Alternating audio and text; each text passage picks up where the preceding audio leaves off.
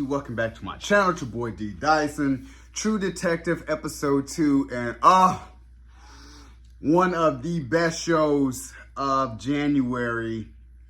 Just really put it in perspective of this show's #1.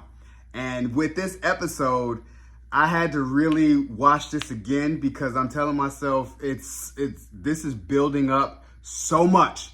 And the fact that this also ties into the first season of True Detective with Matthew McConaughey and Woody Harrelson, and to me was one of HBO's best. And a lot of people don't talk about it only because of season 2, but it's one of HBO's best. Those two, when it comes to True Detective, mwah. And the fact that they're tying it in with this season to that with The Spiral. And The Spiral was in that first season when they were looking and they found that murder where the guy was hunched over, he had the spiral on his back and he had like a horn on. So now you have these these scientists frozen in ice with the spiral on his forehead. So we kind of back up in beginning of this episode where Rose talked to Officer Navarro and how she kind of talks to her about what, with Travis, and turns out Travis Cole is Russ Cole's dad. Whoa. Matthew McConaughey's Russ Cole in season 1. This is Travis Cole, the one that was in last episode, pointing her to where the scientist was. So I'm sitting there telling myself, she goes back into talking to, Travis is dead, but he visited me, and just like Travis, he always wants something, that type of thing.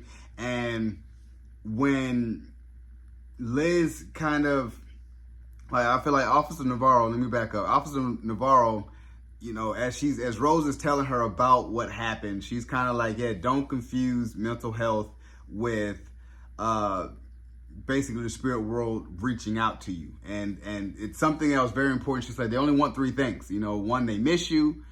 2, they are trying to get your attention to tell you something. Or 3, bring you with them.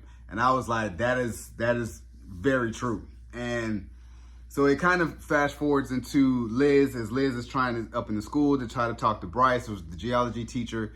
And on the way, she's on the phone with the nurse, who's like, hey, we have to do emergency surgery on the guy because it's one of the scientists that did live, but don't know if he's going to live or not, so they have to operate on him. And meanwhile, she tells the kids, hey, man, Merry Christmas, class canceled, because she really needs to find out what in the hell they're doing at Salal in the middle of nowhere. Like, what are they doing? What are they looking for?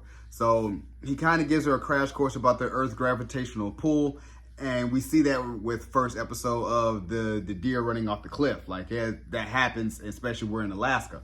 So as she gets that, she's kind of getting word where she's trying to find a place to get the bodies put. So we kind of get to Liz, where Liz, we all meet Officer Connolly, and in episode 1, Navarro's like, Daddy Connolly. So she knows Liz messed with this guy and is basically her superior. And he was the one that gave her the top job and was like, moved her to Ennis, and was like, yeah. So she's kind of going back to it like, this is my murder case. I'm not sending it to Anchorage, and I don't care about anything. And then reverts all the regulations back to him, so he couldn't really do anything about it for those 48 hours until you thaw, because it's like, you move it, we lose everything. So you can't move it.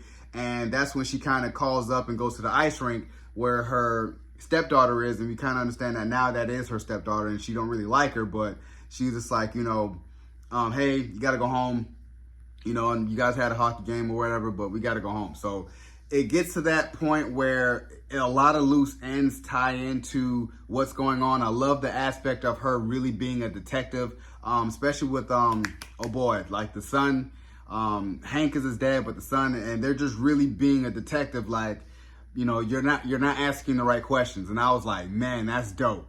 Because Officer Navarro, when she goes to Cognac, or I forgot that dude's name, she's saying the same thing. I'm not asking the right questions. And it's so much that ties into this episode that I'm just like, whoa.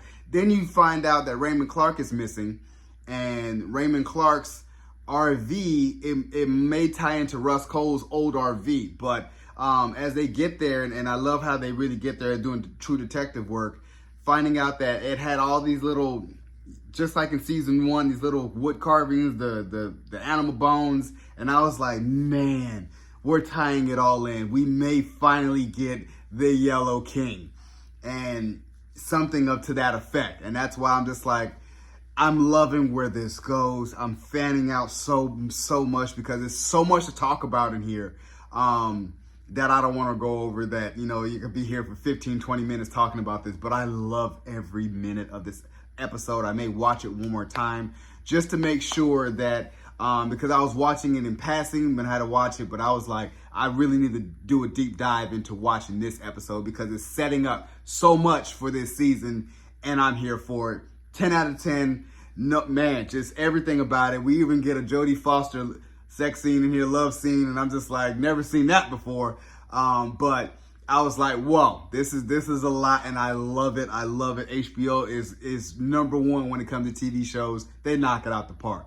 So, you guys enjoyed my review of episode 2, True Detective Night Country. Subscribe to my channel.